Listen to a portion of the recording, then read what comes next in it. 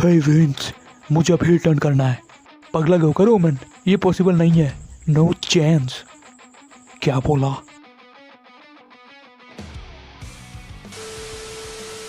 ये मैं तुम लोगों को क्या दिखा रहा हूँ यार।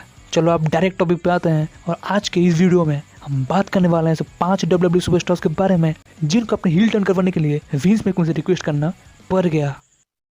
तो सबसे पहले हम बात करेंगे the raining defending WWE universal heavyweight champ Roman Reigns के बारे में। तो रोमन रेंस का रिटर्न हमें देखने को मिला यही कुछ हफ्ते पहले SummerSlam 2020 में। रोमन रेंस का रिटर्न हुआ तो सही, लेकिन अपने पुराने कैरेक्टर को पीछे छोड़कर एक कुछ नया स्टाइल, नया करिश्मा और बैड गाय के कैरेक्टर के साथ में। और रिटर्न करने के बाद एक हफ्ते में ही उन्होंने जीत लिया WWE यूनिवर्सल चैंपियनशिप को, जो उन्होंने कभी हारी ही नहीं थी। रोमन रेंस के रिटर्न के कुछ दिनों बाद हमें एक रिपोर्ट से ये पता चलता है रोमन रेंस ने खुद से विंस मैकमैन से रिक्वेस्ट किया अपने कैरेक्टर को बैड गाय यानी हील टर्न कराने के लिए। और विंस मैकमैन से ग्रीन फ्लैग मिलने के बाद पॉल हेमन ने रोमन रेंस को ज्वाइन कर लिया और रोमन रेंस अब पॉल हेमन के साथ में एक बहुत ज्यादा डोमिनेटिंग सुपरस्टार लग रहे हैं।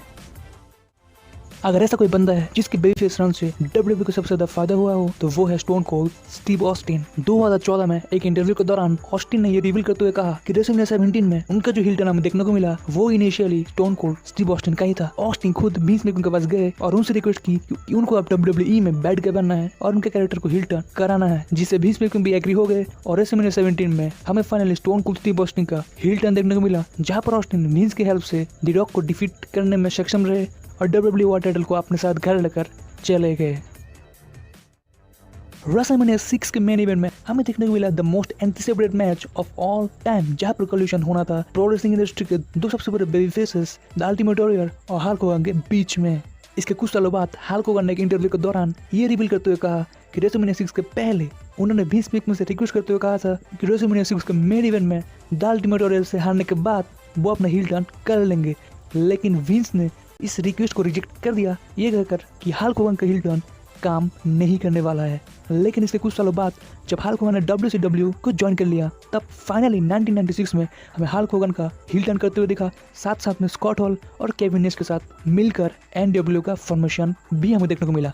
तो इसे कहते हैं बिल्कुल सोने पर सुहागा।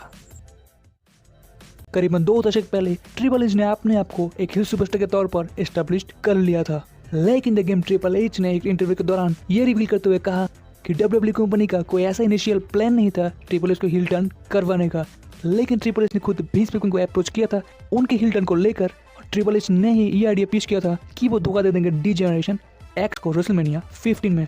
और इसके साथ साथ विंस मैकमैन ने भी ट्रिपल एच के रिक्वेस्ट को रेस्पेक्ट करते हुए एक्सेप्ट कर लिया और हमें फाइनली रेसलमेनिया 15 में ट्रिपल एच का हील टर्न देखने को मिलता है, जहाँ पर वो वर्ड कर देते हैं एक्स पैक पर। और उस पॉइंट से ही ट्रिपल एच के स्टार पावर बहुत ज़्यादा बढ़ गया। एक्सट्रीम रूल्स 2018 में हमें रिटर्न करते हुए देखने को मिलता है रैंडी ऑर्टन का, but as a bad guy यानी हील के तौर पर, जहां पर उन्होंने अटैक कर दिया था जेफ हार्डी पर।